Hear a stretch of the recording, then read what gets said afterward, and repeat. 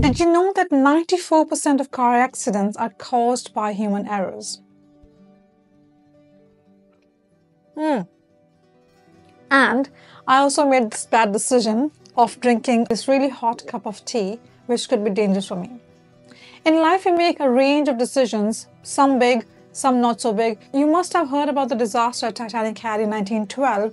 Well, if you go by some reports, they suggest that the captain of the ship could have avoided that accident which caused 1,500 lives if only he would have decided to listen to the reports which spoke about this iceberg, this massive big iceberg in front of Titanic. So bad decisions can cost you anything. Every single day we come across so many choices and we make those decisions sometimes thoughtfully and sometimes just for the sake of it. Why do you think people like Mark Zuckerberg and Barack Obama choose to wear similar dress every single day just to avoid that one decision to make? Hi everybody, I am Dr. Samreen Ashraf. I'm a PhD from the UK and currently I'm working here in academia. My research is all about what we do and why we do it. So it really revolves around decision making and therefore this video. What if I told you that understanding the science behind decision making can really save us our lives, if not literally, in many other ways? Let's start with science. Our brains are extraordinary in so many ways, and one of those ways is that every single day we process almost 20 to 60,000 thoughts. And some of these thoughts we are not even thinking consciously, they're just sitting at the back of our heads and they're just getting processed by our minds. Some of those decisions have a lifelong impact, for example, what career to choose, which person to marry, which country to settle in, which city to move to, whereas some other decisions are a lot more at a micro level, which is about brushing your teeth, driving your car, and dodging the other cars while you are driving on the road. Although, if you look at the last one, it's a very small decision, but it can cost your life. And interestingly, according to studies at Harvard University, our brains can make decisions in the fraction of a second. And if you look at the time, it's not a lot of time for our brains to think and act, especially when life and death are at stake, which most often or not happens during driving. So Daniel Kahneman, who is a Nobel laureate and a very famous psychologist, have found out that human brains make almost 35,000 decisions per day. Now, when I read about this, I was kind of amazed because initially I couldn't believe it. And then I did some more research to find out that that is correct more or less, but those decisions are not what we are making intentionally. A lot of those decisions we are making without even thinking. For example, when we wake up, going to the bathroom, brushing our teeth, having a breakfast, going to the office, and so on and so forth. If you start counting every single thing which we are doing intentionally and unintentionally, it might come up to that number, if not more. So, what is a bad decision? Well, bad decisions don't really impact only you, but also it has a massive impact on people around us. But now the question is, why do we even make bad decisions? Nobody wants to make a bad decision. So what are the reasons which really makes us make those bad decisions? Number one, emotions versus logic. We all have been in those situations where we're feeling extremely stressed and therefore we make a wrong decision. It could be texting the wrong person, or it could be sending a message which you might regret later on. And actually this is supported by science. Studies shows that every single time we are feeling extremely stressed, our prefrontal cortex, which is the rational part of the brain, just shuts down. And what we're left with? Just emotions. So in all those situations where we are very high in terms of stress, our logic just goes away and we are only making decisions based on our emotions. And surely in stressful situations, you're not going to have very positive emotions, thus forth bad decision. Why? Because our brains are under immense pressure. Brain doesn't know what to do, so it just rushes through to make a decision to put yourself at ease and without even considering what kind of decision that is. The second reason why we could make bad decisions is the peer pressure. Now, some of you might agree with me and some of you might even smile at this when I tell you peer pressure can play a humongous role for us when we make bad decisions. You may have heard this term while growing up that you are known for the company you hold. That means that if you're hanging out with people who might not have a very positive impact on you, you would be in trouble. And actually this is supported by a very famous science experiment, Stanford Prison Experiment. So in these experiments, participants who were basically students at Stanford, they were assigned random roles. Some students were assigned a role of a prisoner, whereas some students are assigned the roles of guards. So these guards never have been directed or instructed to be cruel or be nasty to these prisoners. However, the minute the students started acting like guards, they started mistreating these other students who were basically their peers. And you'll be surprised to hear that these students, who by no means were prisoners and they did not commit any kind of crime, but just because of the peer pressure of their peers acting as guards, they did not resist, or they did not really retaliate, and they kept on taking on this bad behavior from the other students who were basically their peers. And when it comes to peer pressure, many times we think, oh yeah, you can only be pressurized by your peer when you're a teenager, because we all have been there. We all have made some stupid mistakes just because we were hanging out with those people. Or sometimes even your peers have really right intentions for you, but nobody knows any better, and therefore you always fall for the wrong things. However, many studies have proved that peer pressure is not only applicable in teenagers, but also in adult life as well. There's a massive impact on peer pressure. People who are working full-time fall under the category as well, where they go for a wrong decision just to avoid conflict, and they just go with that bad decision which their peers are making. And these peer pressure decisions could be in many situations. It could be at your work. It could be if you're hanging out. And I have seen that happen quite a lot of time. When people are hanging out together, even if one person wants to eat healthy food, if peers are insisting to eat the food which they are all eating, you feel bound to just join those peers. Similarly, peer pressure is also applicable in terms of FOMO. It's a term called fear of missing out. So every single time you see your friends hanging out or doing one activity or doing something which you have not really been part of, you always feel that fear, and therefore you join them, be it good or bad. Another reason why we commit bad decisions is lack of information. In 2008, the whole financial crisis happened because people started taking subprime loans without even taking full information of how this works and how would this loan impact on their lives and others around them. And as a result, the world saw this massive financial crisis. You may also have seen that yourself when you're driving sometimes and you're following GPS directions wholeheartedly, only to end up in the wrong, because GPS only knows limited information and you're just following that, and therefore you're making bad decisions. And actually recently I read a very sad news which came from India, where these two drivers were driving their car and following GPS, of course, blindly without knowing where they were going, and that GPS led them to a river which caused their death because they did not have enough information and they just followed something blindly. Another reason which I find personally very interesting behind making bad decisions is referred to as cognitive biases. Now, what does that mean? Have you ever heard about sunk fallacy cost?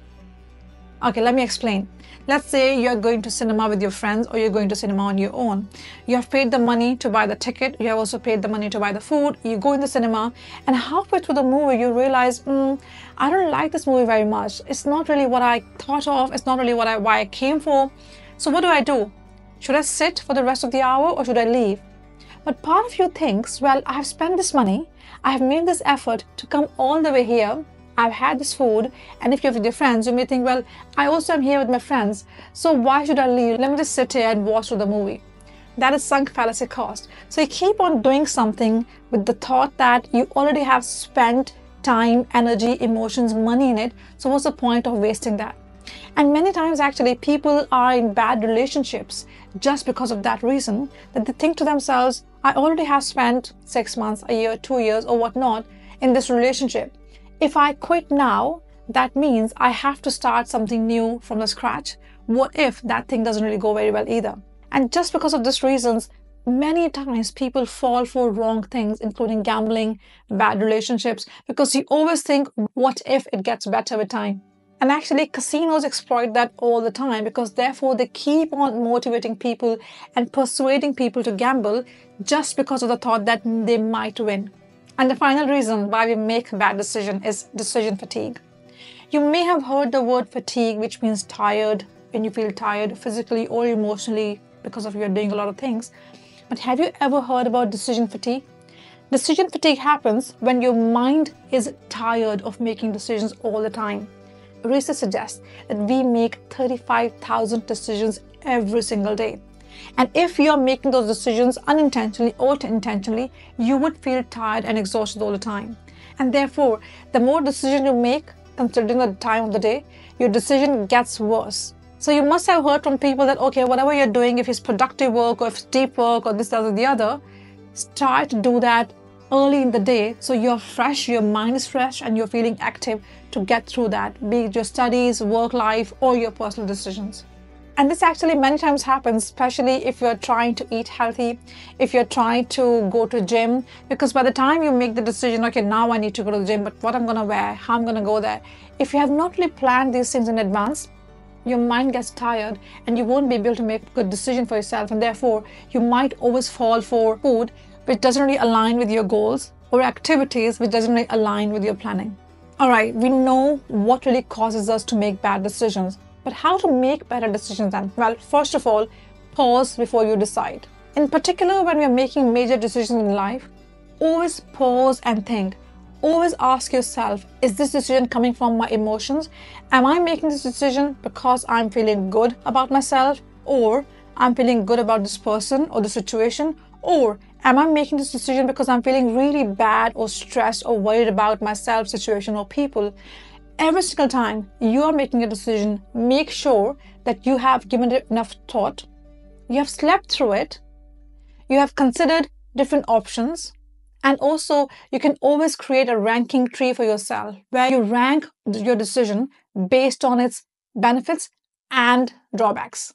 Actually, I do it all the time where I have this ranking options. And for example, if I'm making a decision, if it's that kind of a big decision in my life, I always try to weigh the goods and the bads of that decision for some time before I make my final decision. Secondly, there's nothing like seeking advice. If you're unsure about where to go, what to do, how to decide, always seek advice. Always ask for help. Always ask somebody who you trust and who you think can give you better advice. It could be a mentor, an expert, a friend, a family member, or just try and find enough information about anything you're making a decision about. These days you can find so much information, but make sure that you are relying on the right information from the authentic sources and not just any information online, because that's another problem these days. But always make those decisions with consultation, asking those people who might have been in your shoes in the past. They might be able to give you a better solution for that. Last week, actually, I was in a situation where I was really struggling with something at work and I didn't know where to go. So what I did, I spoke to a colleague who was a lot more senior than me, and I said, look, this is what I'm struggling with. What should I do? And my colleague was kind enough to give me a really good advice, which really aligned with my thoughts as well. I didn't do anything in the right moment. I slept over it, and the next morning I made the decision. So always give yourself time and also seek advice where you can. Thirdly, always be aware of your cognitive biases. Always ask yourself, am I making this decision just because I've invested too much in it? Or do I really believe in it? Especially when it comes to your relationships, your life choices, anything which you really care about. Always ask yourself the core of that decision and what is really making you make the decision, because once you have made the decision, it might have major implications and you don't want to go it wrong. Also on that, I just want to remind you that if you have made a decision in which you have invested yourself so much, be it time, money, energy, emotions, effort, and if it's not really going well, it's okay to take a fresh start. There's no problem whatsoever. Life goes on. So please make sure that you're not really investing yourself for the wrong reasons in anything. You always know your heart is in the right place and you believe in what you're doing. And number 4, actually, simplify your life. Simplify your life so you can avoid decision fatigue. Simplify your life so you can put your attention and focus on those decisions which matters the most to you. And also simplify your life just to make sure that you're making all the decisions with the right emotion, attention, and focus. Because when we simplify our lives, when we are not making too many decisions in one single day, we are saving our energy for the right moment and the right time. One way to do it is plan ahead.